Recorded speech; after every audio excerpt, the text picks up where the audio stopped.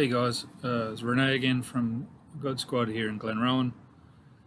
Today's scripture reflection is Mark 6, another tough bit. Jesus left there and went to his hometown, accompanied by his disciples. When the Sabbath came, he began to teach in the synagogue, and many who heard him were amazed. "Where did this man get these things?" they asked. "What's this wisdom that has been given him? And he even does miracles. Isn't this the carpenter? Isn't this Mary's son, and the brother of James, Joseph, Judas, and Simon? Aren't his sisters here with us?" And they took offense at him. Jesus said to them, "Only in his hometown, among his relatives, and in his own house, is a prophet without honor. He could not do any miracles there, except lay his hands on a few sick people and heal them. And he was amazed at their lack of faith." Interesting thing about this story, the story before it and the story after it are quite important how they're placed, I think. The story before it is a story where a young girl, a 12-year-old girl, has died. And Jesus raises her back to life.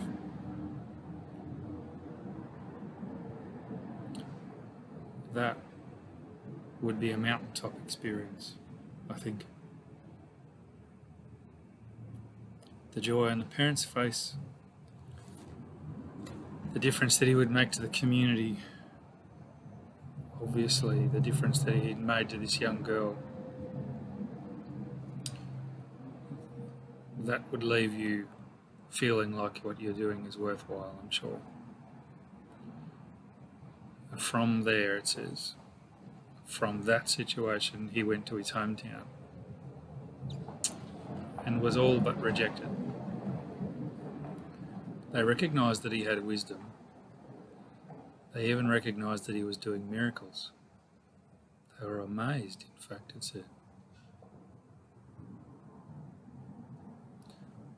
The thing about Jesus, for us and them, is that oftentimes when Jesus shows us things or asks us to do stuff, it's challenging. Often we're left with a choice, whether we will listen and obey or whether we get offended. And in that town, on that day, the locals chose to be offended. It probably doesn't even matter why they were offended. It was just easier to be offended than to do what was asked of them.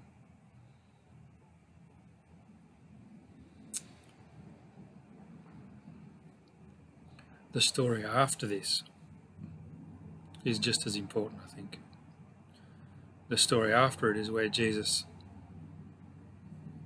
sends out his 12 disciples to do miracles on their own. He sends them out with no money to be looked after by the local community, to pray for the sick, to cast out demons, to do miracles. The disciples had been with Jesus when he was rejected by his hometown, and he saw what happened.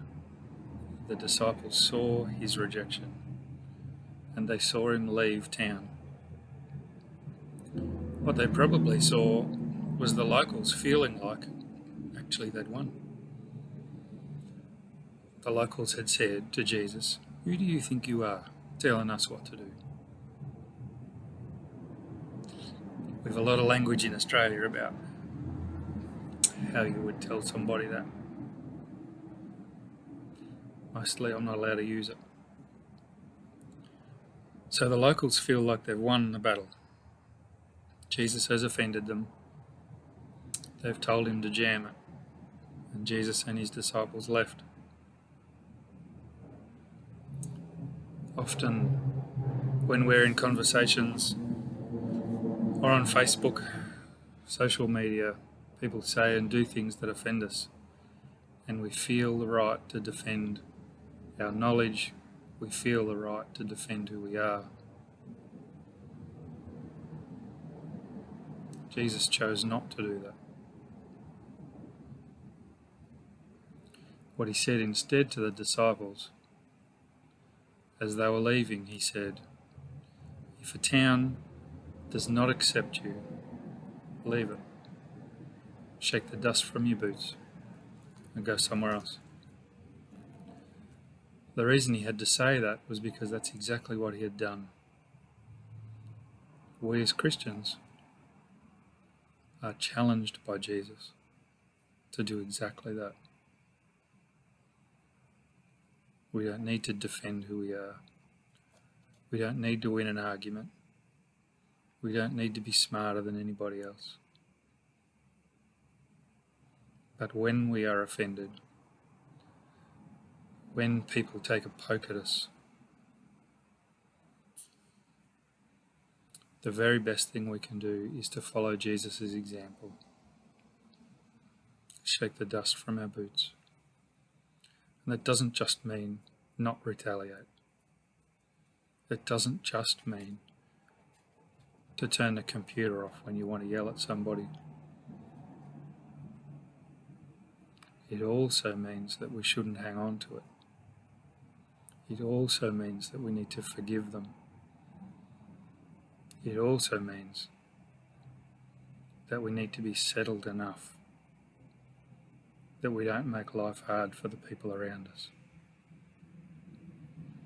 We actually need to walk away and do exactly as Jesus and the disciples did. Continue doing miracles where we're wanted. Find the place that Jesus has for you. The tough thing about following Jesus, the tough thing about doing what he asks, is that very often in the Gospels it doesn't say why. It just says you should. And in my experience, as recently as yesterday, you don't realise the why until after you obey. It's important that we read the words of Jesus. It's important that we mull over the things that he tells us. We need to think about them, especially when it offends us. Because unless we follow Jesus' words, unless we act on what we hear, we don't have foundations that will last. Read Jesus' words. Take up the challenge. Do what he asks. Cheers.